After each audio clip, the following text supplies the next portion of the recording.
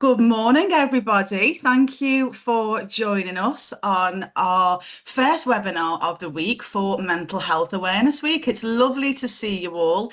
Thank you for all being on time. And I believe that as we go through maybe the next 5 to 10 minutes, there may be more people that do join us. So as we're just waiting for a few more people, I'll just start by saying hello. And if you can just pop in the chat, we can see your names, but just say hello to each other, say where you're from, and just tell us a little bit about what made you want to book onto this webinar today. So just get to know each other in the chat. And I've also got a couple of my colleagues with me today, Kevin Box and Vicky Fox. Oh, that rhymes.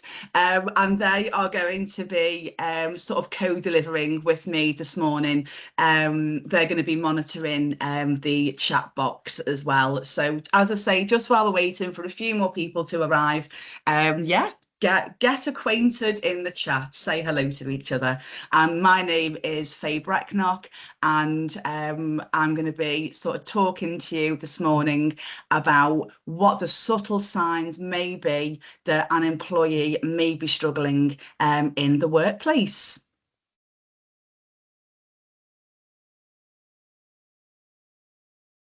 Hopefully you've got lots of things coming in the chat there. Got one person saying that they can't hear. Oh, that's and then we've got some replies saying that that they can hear. So that might be. It might be if you can just pop in the chat, Vicky, just to say that could be to do with their settings. They may need to maybe turn their device volume up, or potentially log back out and log back in again, because that can happen sometimes, just depending on people's settings. I'm not quite sure what else to advise if people aren't able to hear.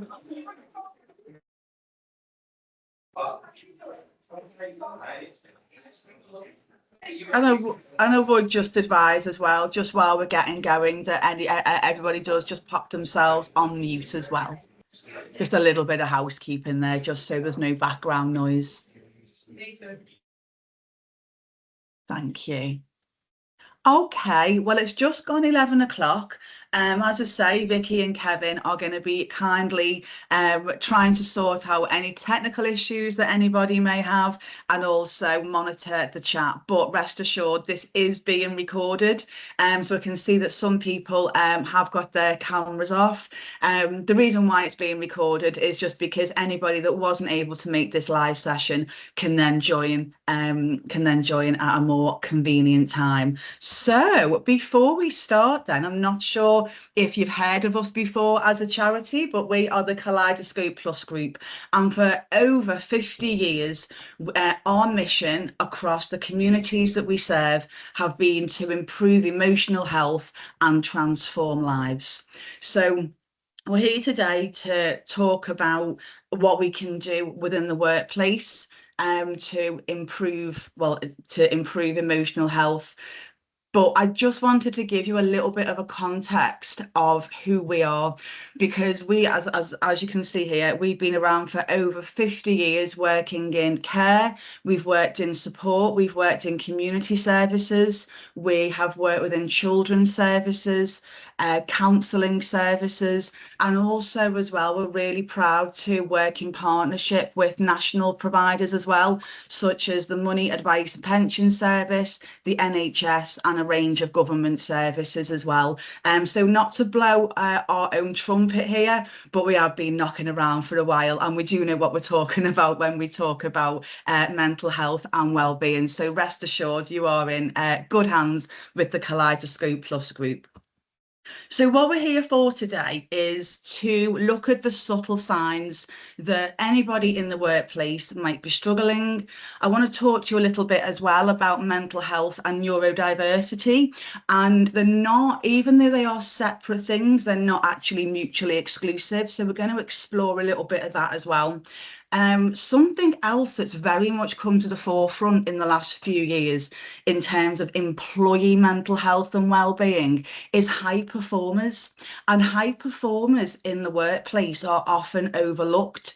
So we need to be more aware of that and how we can create a psychologically safe workplace for those people, as well as other people that may be obviously struggling.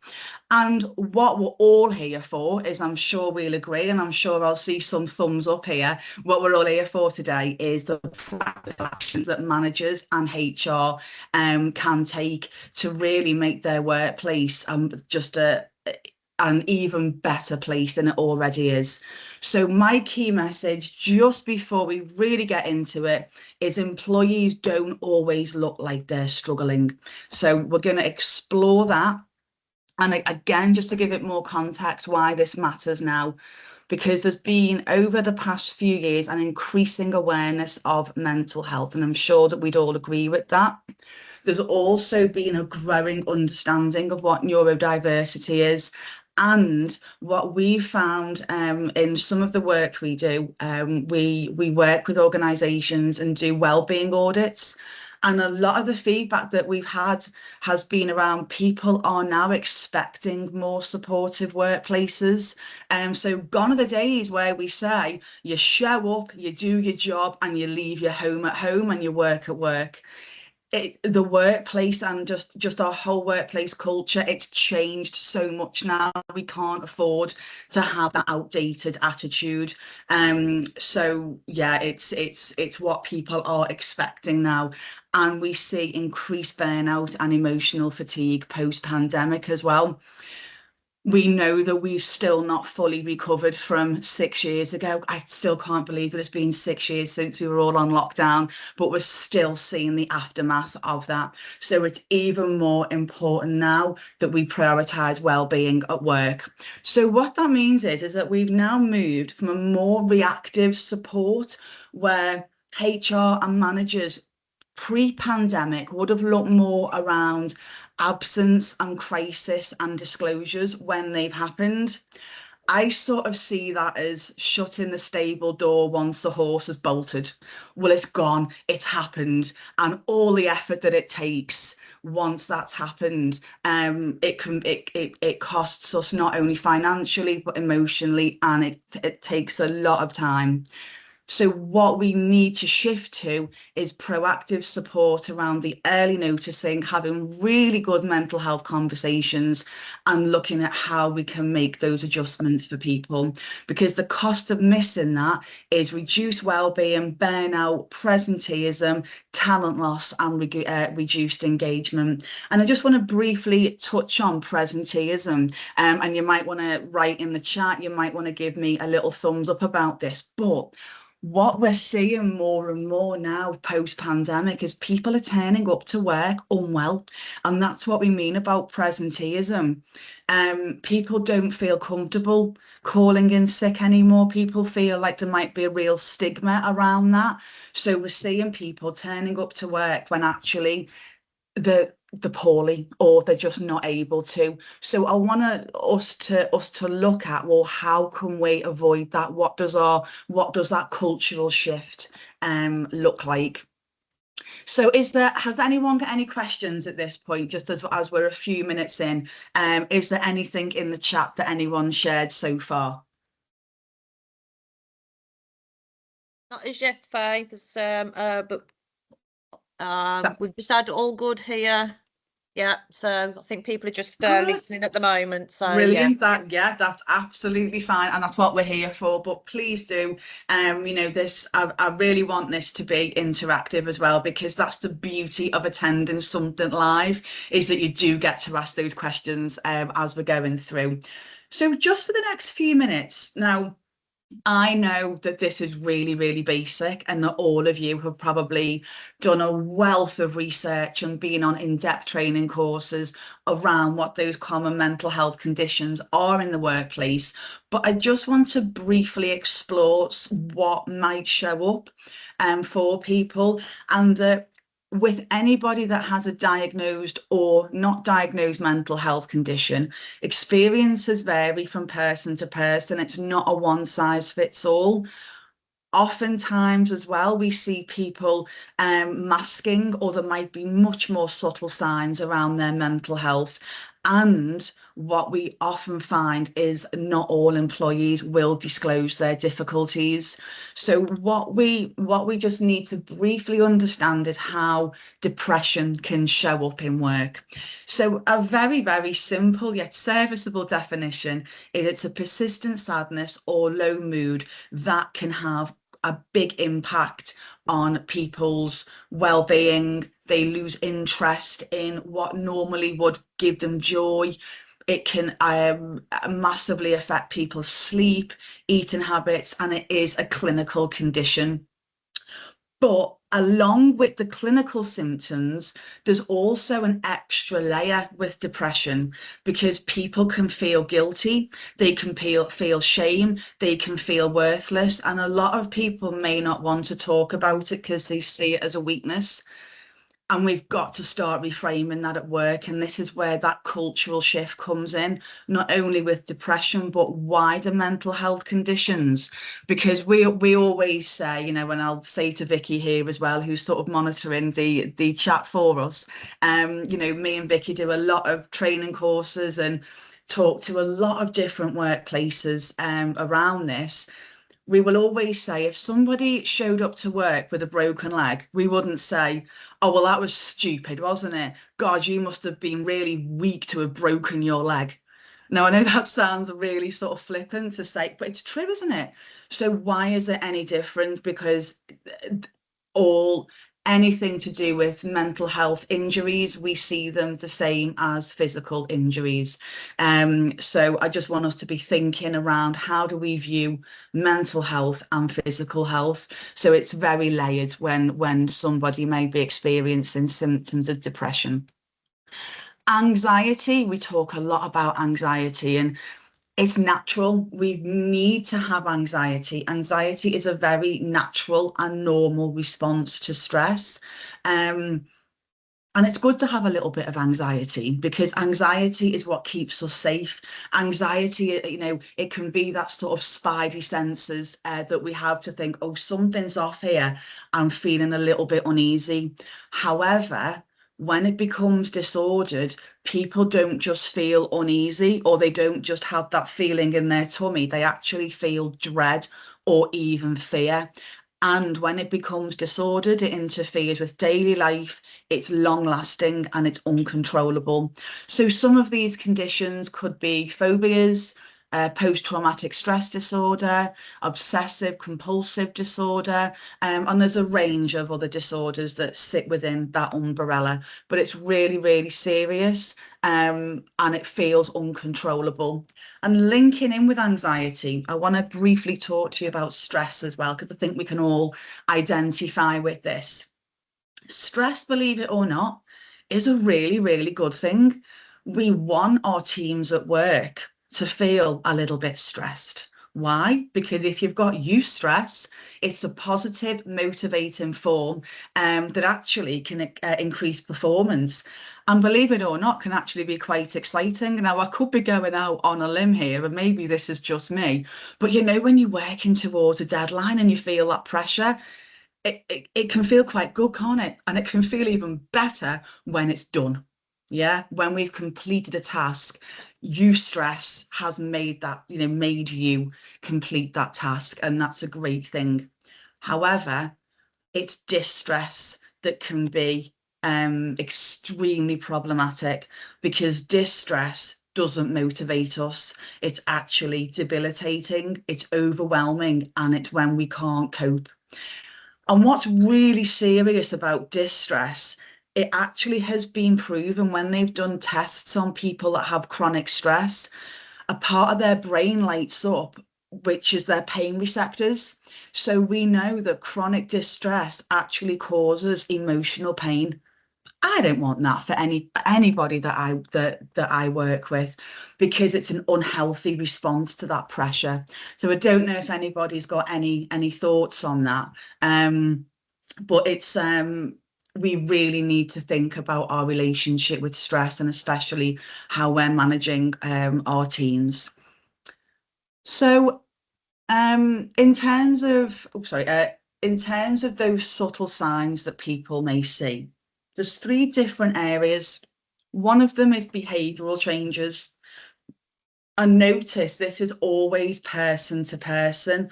So it's not to say that if these symptoms show up, that it could be problematic, but you will notice a change in your own colleagues.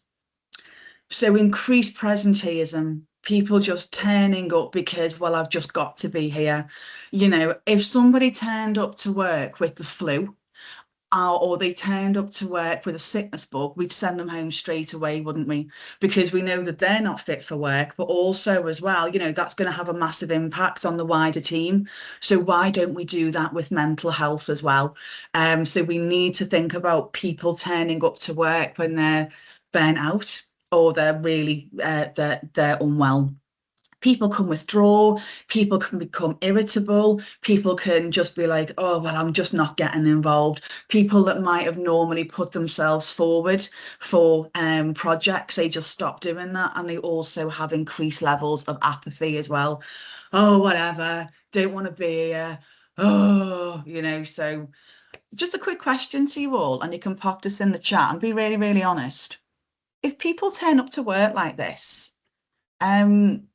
what might we think, and be really honest here, you know, and I'll just give a little sensitivity warning here as well, you know, just around, we are going to be potentially discussing some things over the next sort of half an hour, 45 minutes that potentially could be a little bit triggering. So please do look after yourself when I'm asking you to share things, but there's no judgment here. But what might we normally see these behavioural changes as at work?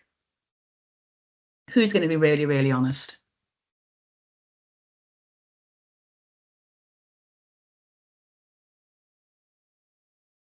Have we got anything coming in the chat?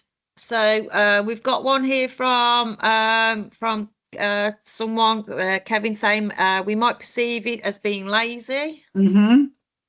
Thanks for the honesty. Absolutely. We often see these things at work as, oh, well, this member of staff, they're not pulling their weight.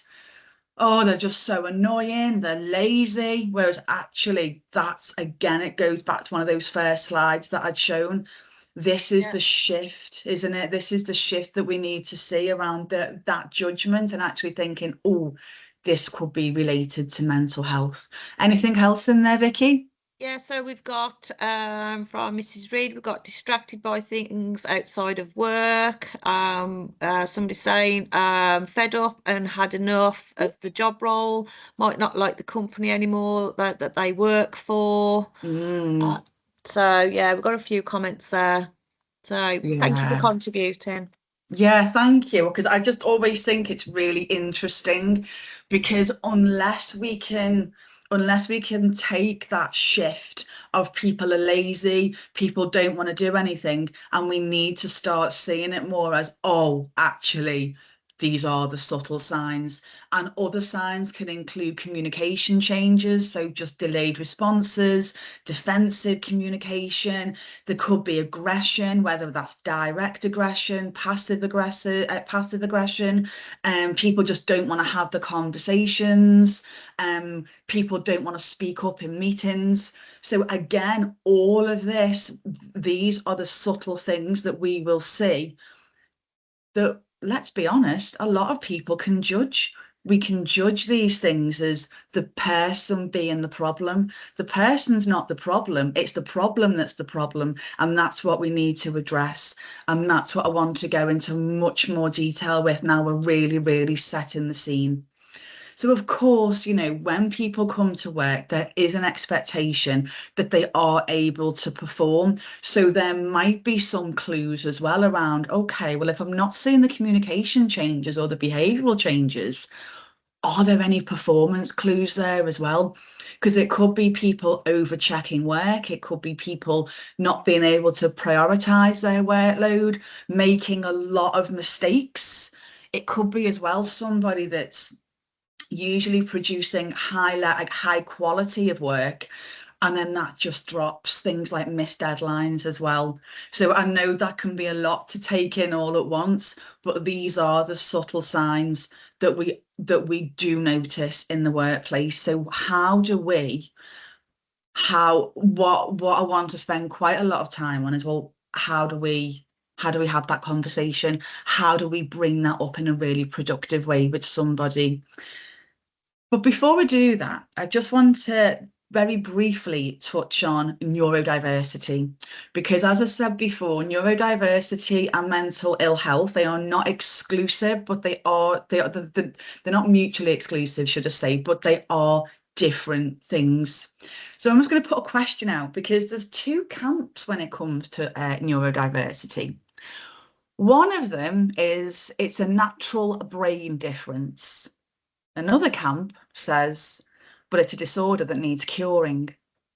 So I'm just going to leave that with you for a minute, and you don't have to put anything in the chat or share anything, but I just want you to think about, where are you and where's your organisation with this culture? Because neurodiversity, the awareness of neurodiversity in the workplace has massively increased post-pandemic. And what we found is there's two specific camps. One of them, a natural brain difference, the other one, a disorder that needs to be cured. So just have a think about which side of the fence you sit on.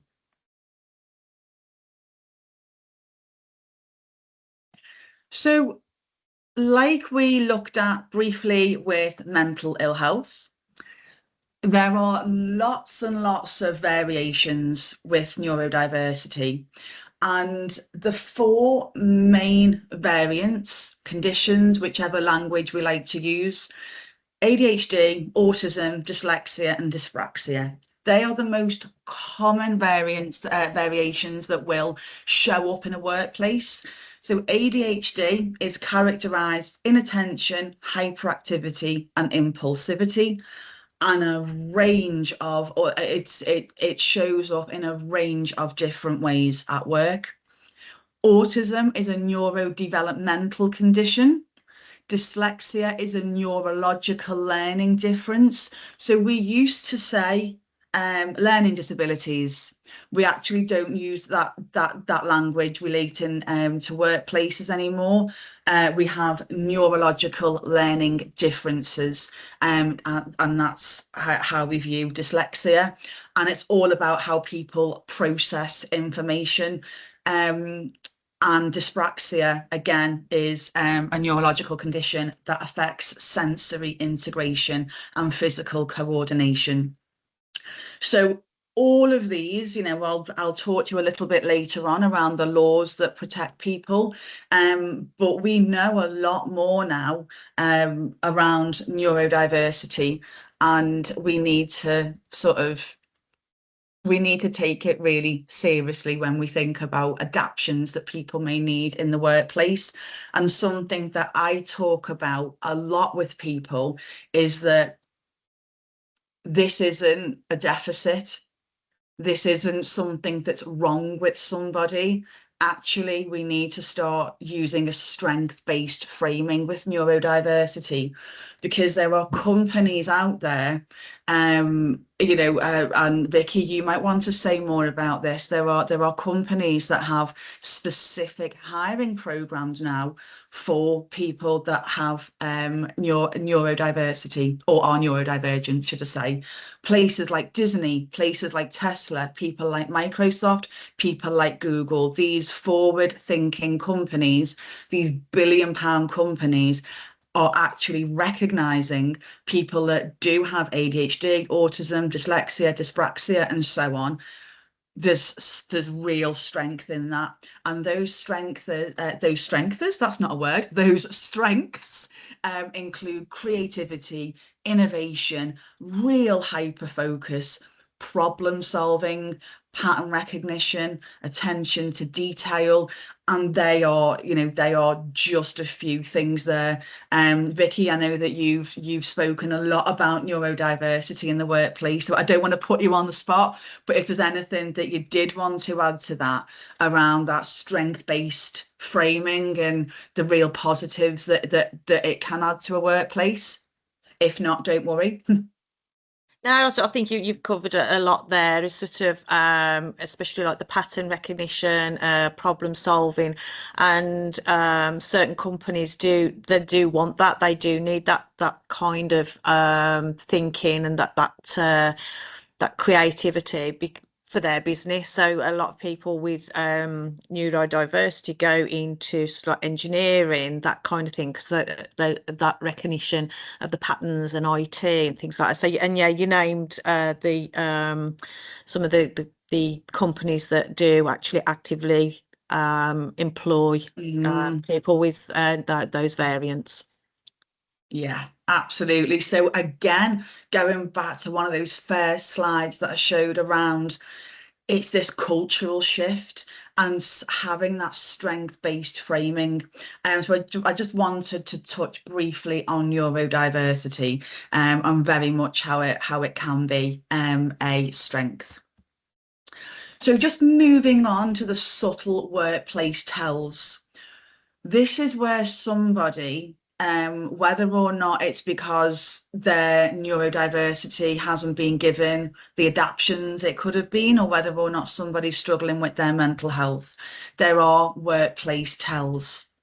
And again, this isn't this list, we could talk a lot more on this, but the main ones that often come up for us when we get feedback is it's the inconsistency with people.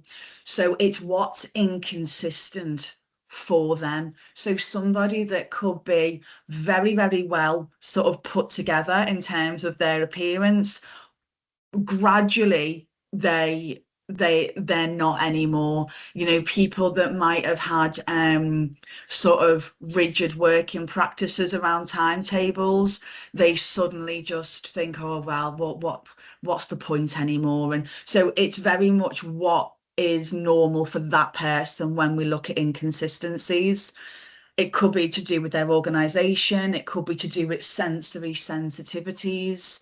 It could be to do with it, like we've already said, around communication, people feeling overwhelmed, difficulty switching between tasks.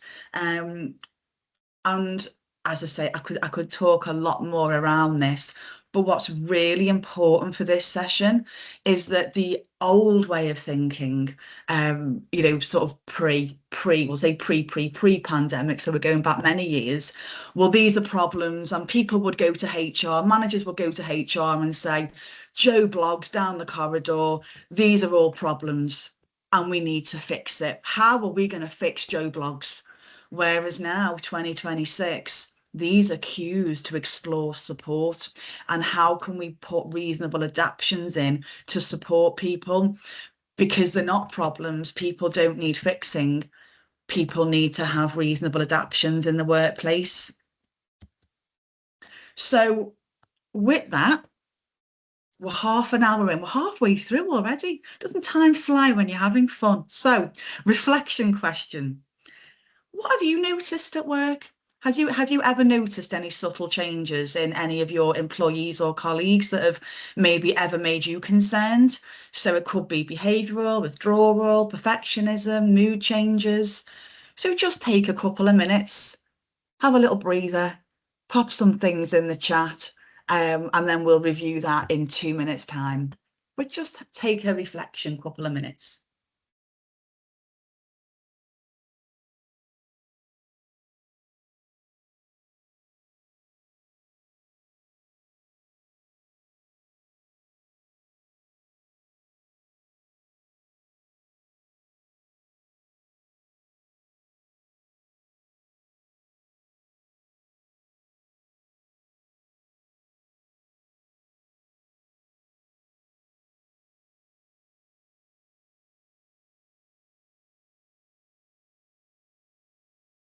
Just got a couple of people typing, Faye, so Yeah, we got a couple of minutes. So it's really important that we just take a couple of minutes just to reflect and make it real for your own workplace as well.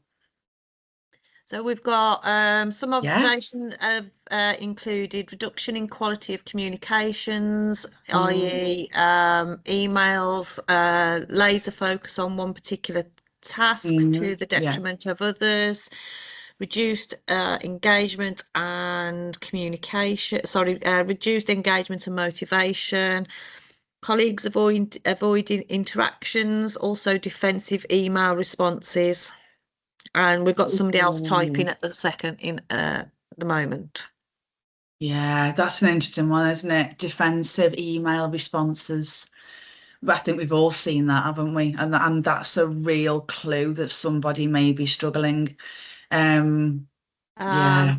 Experienced this personally after losing my brother in 2020 to mental health. So just a sensitivity warning here to mental health Mm. suicide. My workplace didn't know or want to know how to support, and was difficult, and I left the workplace.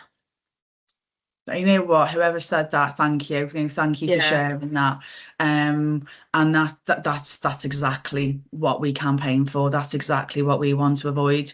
And yeah, I mean, it's and we just don't want workplaces to.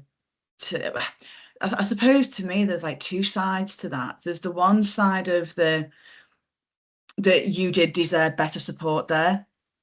But the other side is, it seems that the organisation probably didn't know how to respond.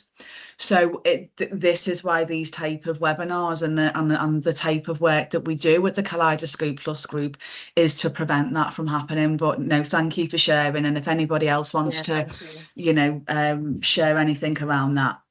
And also as well, anything that is written in the chat that anybody would like redacted from any from the live I said the recording that's going to go on the website, we can do that, okay.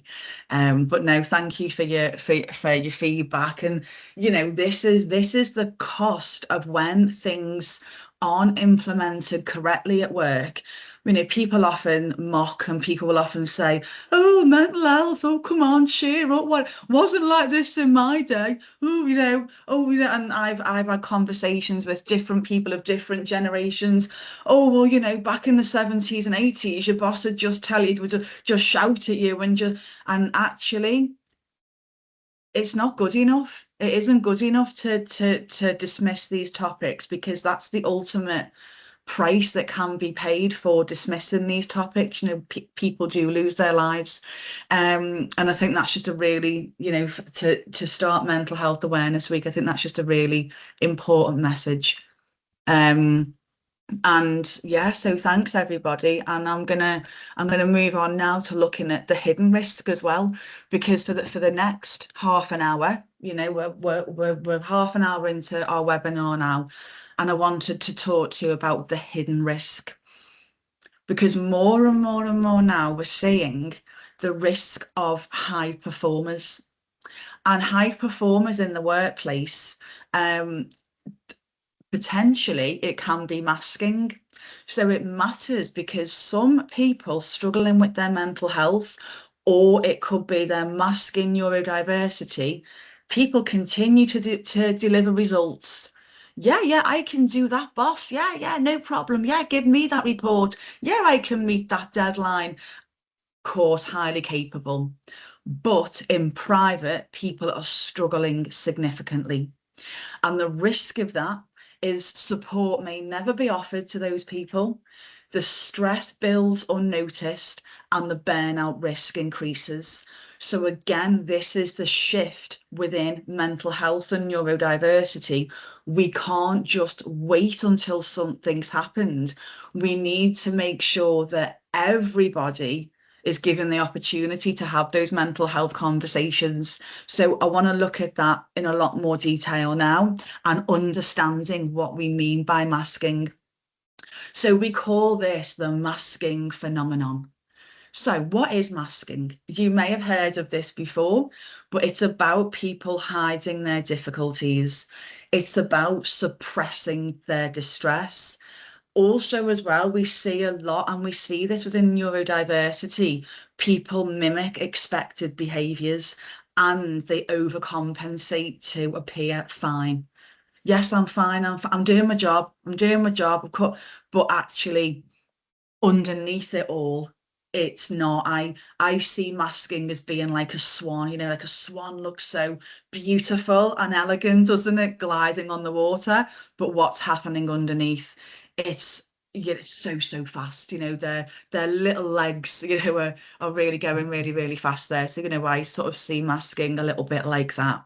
And it's often seen in high achievers. It's often seen in people who have who are neurodivergent, and employees who feel fearful of judgment. So that's what I want to talk more about as well, around people's management styles, because if people feel as though they're going to be judged, they're much more at risk of masking. And the long-term impact of that, people can become seriously exhausted, anxiety, burnout, and they can actually have identity strain as well. So really important that we give just as, you know, we give just as much sort of thought to the high performers at work, and don't just wait until somebody comes with a problem or with a situation that they need help with. We need to have a holistic approach to well-being across the whole organisation. And if we can get that right, that to me is very much what well-being in the workplace is. It's having that proactive approach for everybody. So how do we know that a high performer could be struggling? People who overwork, people who are perfectionists, the fear of failure, reluctance to delegate. You know, managers sometimes can think, oh, well, I need to do it all myself. Constant availability, emotional exhaustion, and sudden dips after prolonged high output. My key message to all of you here, whether or not you're here live or you're watching this back on the recording, if you take nothing else from this session, productivity does not always equal well-being. And that has been the biggest shift in the last 5 years of research. Because previously we all used to think, didn't we? Well, if people are being productive at work, it must mean they're okay. Not true. So I don't know if there's anything else in the chat around that as we've started to explore high performance. Nothing at the moment. Okay, then we'll move on.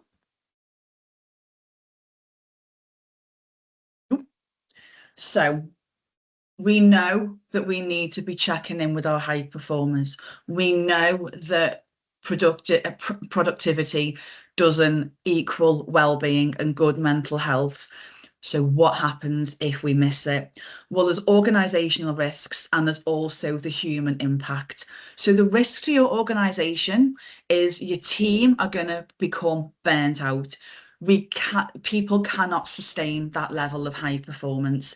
It's good when it's linked to eustress, you know, when we've got that deadline, or we all need to pull together really quickly to, you know, meet a target. That's different. But if that's constant, that's going to lead to burnout. People are going to get poorly. We will lose high performing staff as well.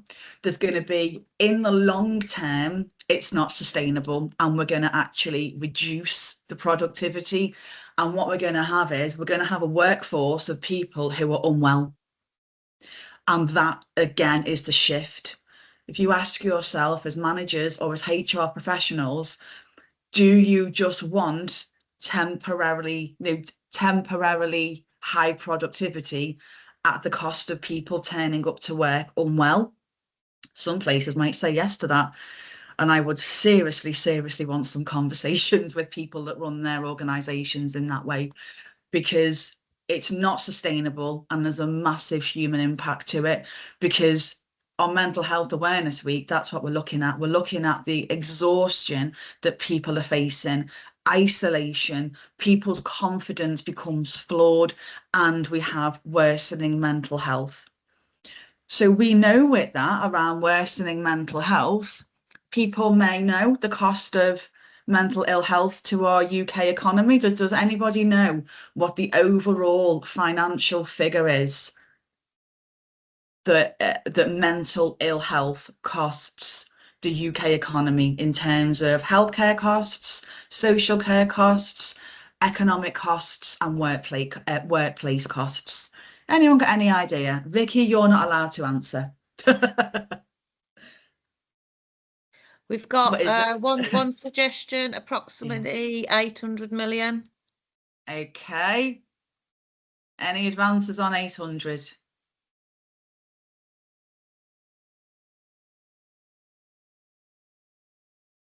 And I'll give you the clue, it's not millions, it's billions.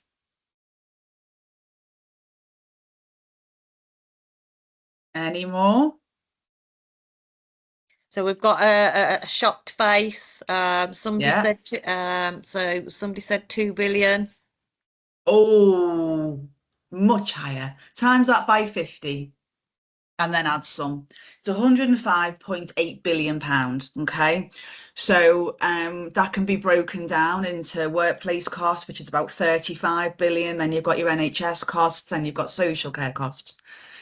So roughly 105 billion pound is what it is costing in the UK. So when people say, well, you know, yeah, I can deal with people turning up to work sick for a little bit of time, just as long as they get their work done. Actually, that attitude is becoming part of the financial problem because we can't cope. We can't cope with 105 billion pound being the cost of ill mental health. Because if we don't get this right at work, it's just going to become another problem somewhere else. So we've got to take this seriously because it's the human impact. So let's now spend the final part of this webinar. Hopefully there's some more shock faces there as well, because people are often always shocked when they hear that's how much it's costing the UK economy. So it's not just about it being the right thing to do. This has got a massive financial impact on the wider economy as well. So let's move from awareness now into action. How do we shift from policy to practice? How do we then equip line managers to be able to do all of these things? How do we create psychological safety? How do we support adjustments? How do we support high performers and build sustainable wellbeing systems? Answers on the back of a postcard, please. Oh, I'm showing my age there, aren't I? Answers on the back of a postcard. So any ideas around this? Pop some things in the chat, and then we're going to spend the last 15 to 20 minutes looking at the practical things that you can do. So let's just say if there's any ideas that have come in so far, Vicky or Kevin in the chat, any ideas on these key focuses? Not at the moment. Okay, well, let's see as we go through. The first one around the shift from policy to practice. Wellbeing has got to be woven in to everyday practices. So moving beyond, and let's all be really honest here. Let's be really honest. Policies sitting unread. I am not going to ask for a show of hands here, but just ask yourself how often, if HR has ever sent you through a document to sign, a policy to sign, you've signed it because it's easy to do, but have we really read it? Have we really digested that? So we've got to move beyond policies sitting unread and EAP only approaches and reactive interventions. We've got to embed everything into the culture. What is our workplace culture? What are the actual conversations that we're having with our managers, with each other around mental health and well-being? Talking about performance, and also for me it's very much that golden thread around the leadership behaviours, because there are a lot of leaders that talk the talk but they do not always walk the walk. Certainly not in our organisation, but there are some organisations that see this as a tick box exercise. But just because you're here today or because you're watching this on a recording, it means that, you know, that you do take it seriously. So as I'm going through the next part, I want you to be thinking about, how does well-being show up day to day in your workplace? How have you moved beyond, policies and procedures, but actually looking at what that looks like and how that's embedded? So pop some things in the chat while I'm just going through the next few slides. So we can equip line managers as well. Managers need to feel confident, not perfect. So it's about, we need to start training managers to notice those behavioural changes, recognise the signs, start the conversations, respond without judgment, and know how to connect people with the right support. It's really, you know, it's really easy to start a mental health conversation. I've noticed, I just wanted to check in. And we do that by, you know, being approachable. We do that by being personable and not always focusing on performance and policies. Is there anything in the chat, Vicky, as we've gone through that part of the section? No, not at the moment, Faye. Everybody, I think everybody's just listening to you, all that useful information.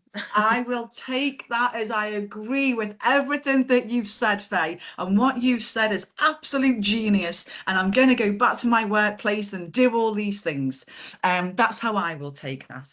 I'm only joking. That's just my humour being injected there before we look at the ALGE framework. Now, I don't know if anybody's ever come across the ALGE framework before from mental health first aid.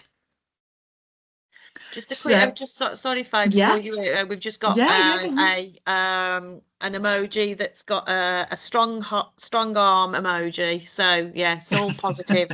Lovely. Just want to acknowledge that. Thank you. So yeah, our ALGE framework, what we always say to people is, having a mental health conversation or having a well-being conversation is nothing to worry about. The very fact that you would want to have a conversation, you are 50 to 70% of the way there, because some people will say, I don't even want to have the conversation. I don't know what to say. This is too awkward. Well, it's not awkward. And this framework will show us how we can move into, it's a really simple mnemonic on how to have a mental health conversation. Now, if you want to learn more about this, just to credit Mental Health First Aid. So the Mental Health First Aid programme is a full 2-day training course.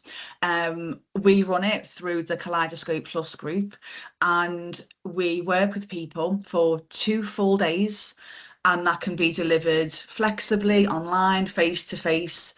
And we teach people how to have this conversation.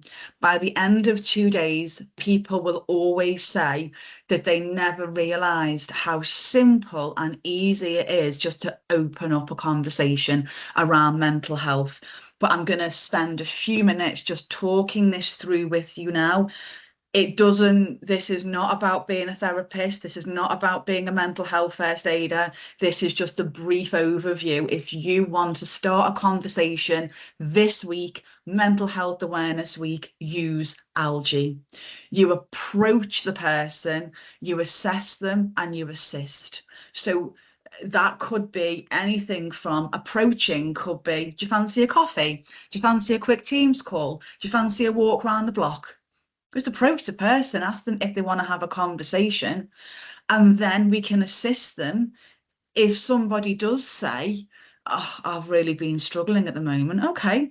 And we assist people by listening. I'm here for you. I can hold this space for you today, and I'm going to listen non-judgmentally. The G is about giving support and information. So we may not have all the answers, and it's doubtful that we would have the answers, but there are amazing resources out there that can help you with information. After this, we will send you through some resources, and one of those is the Hub of Hope. I don't know if anybody's come across the Hub of Hope before, or if Vicky or Kevin, if you're happy just to put that website link into the chat, because the Hub of Hope is a national database, and it's pretty much every single support service available nationally. And you type in your postcode, you fill in the information that you would like, and it will bring up for you on the database your nearest support. So the G is all about giving support. If you feel as though somebody may really be struggling with their mental health, encourage them to seek professional help. Encourage them to speak to a doctor. Encourage them to maybe phone a helpline or maybe talk to somebody confidentially, because there is no shame at all in having any mental health illness or our well-being affected. And that's what we've got to move away from, is any shame and stigma. And the final E is about encouraging other supports. So if you do want to find out more about algae or how you can use it, more effectively, you can reach out to us at the Kaleidoscope Plus group, and we can give you more information. But we just wanted to give you that framework today, and you can find out more about that by just searching the algae framework into any search engine. And that's one of the ways that we can create psychological safety. And one of my key messages to you is role modeling is key. We want to have a culture where people feel safe. We can have open conversations. We don't feel embarrassed. People would never feel embarrassed at turning up at work with a broken leg or a broken arm. So why do we feel embarrassed about the mental health equivalent? Yeah, so we need to encourage the conversations, have compassionate leadership and the inclusive communication. We need to normalise asking for support. We need to normalise adjustments, and we have got to normalise these wellbeing discussions. And people feel culture, don't they? People know when something's shifted. But not only, not only is this about workplace culture, this is about law as well. We have the Equality Act of 2010, and employers and workplaces have got a duty of care for people that may have disabilities, or they might have mental health conditions or neurodivergent conditions as well. And these don't need to be diagnosed. So examples of that could be flexible working hours, adjusted workloads, quiet workspaces, hybrid or remote working, clear written instructions, additional processing time.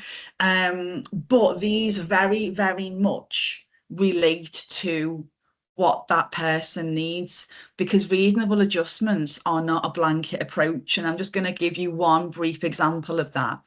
So I was talking to somebody recently, and we were talking about ADHD, and their HR team had said to them, well, one reasonable adjustment that we can do is additional processing time. And we both burst out laughing, and we had a really good laugh at that, because I don't know if you know people that have ADHD, the last thing that anyone with ADHD needs is additional time, because believe me, that time is going to be used anyway, right up until that last minute. However, somebody that might have dyslexia may benefit from additional processing time. So we need to think about the condition and not actually what the adjustment is. And I think that's one of the biggest takeaways that I would give to anybody considering reasonable adjustments. We need to make sure that we've done a thorough assessment on what that condition needs, as opposed to what the company can offer. So how do we support people differently? As we're bringing this session to a close, high performers need support too. And the practical actions we can do with that are regular check-ins, encourage boundaries, monitor workload sustainability, challenge the always on culture, and recognise sustainable performance. And again, a key message from me here is that sometimes managers need to actively encourage rest and boundaries. Imagine saying that 20 years ago to a manager. You know, it was, I mean, it's completely turned on its head, hasn't it now? You know, and this is what the research is telling us, is that managers now need to actively encourage rest and boundaries. Whereas going back 20 years ago, it was like, no, you show up, this is what you need to do. It needs to be the high performance, but we know a lot more now. So the systems, not one-off fixes. We need to build well-being into everything that we do. We've got to start looking beyond absence data as well, because actually what we found is absence data doesn't actually tell us much. It's just raw data.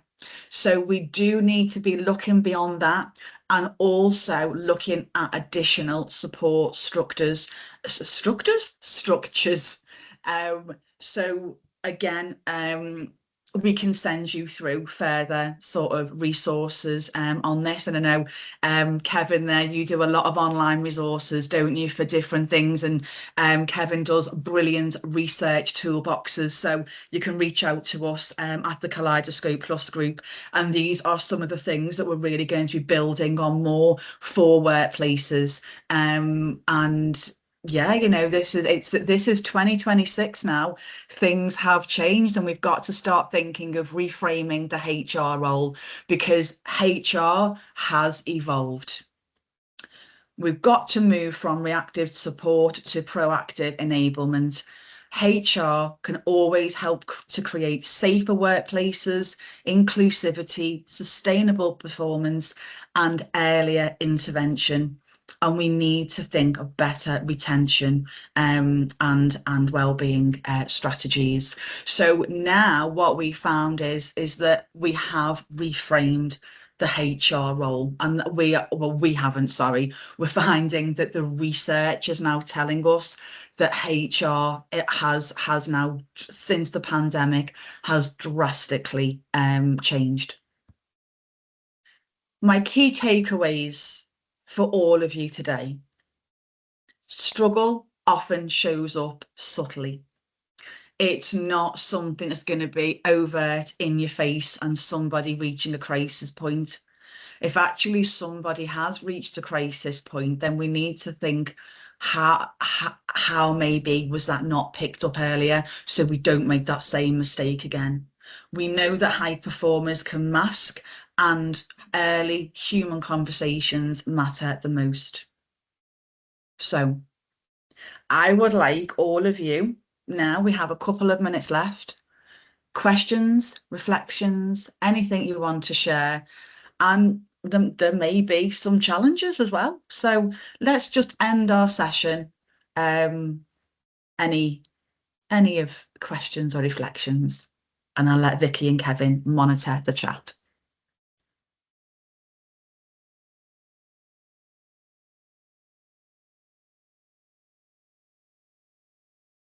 Hi, Faye. It's Kevin. I suppose, can you hear me? Yes, yeah. Hi, Yeah. Kevin.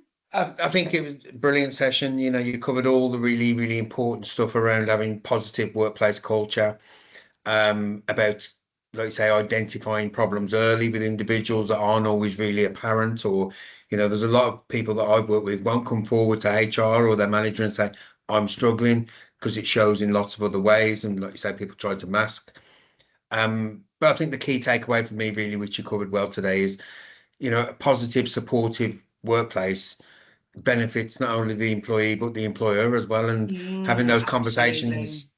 conversations early on, you know, is really, really appreciated by employees, I've found, where a manager recognises that there's a problem and tries to show support rather than performance manage all the time. So yeah, I think that shifting culture, you know, benefits both sides. Yeah, thank you. Thank you for saying that, Kevin. Yes. Anybody else, whether or not you'd like to write in the chat or you'd like to speak up, we do have a couple of minutes left. Anything that's coming through into the chat?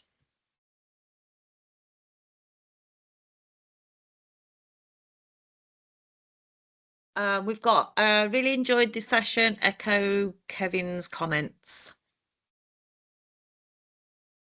And we've got one person typing at the moment. So yeah, that's fine.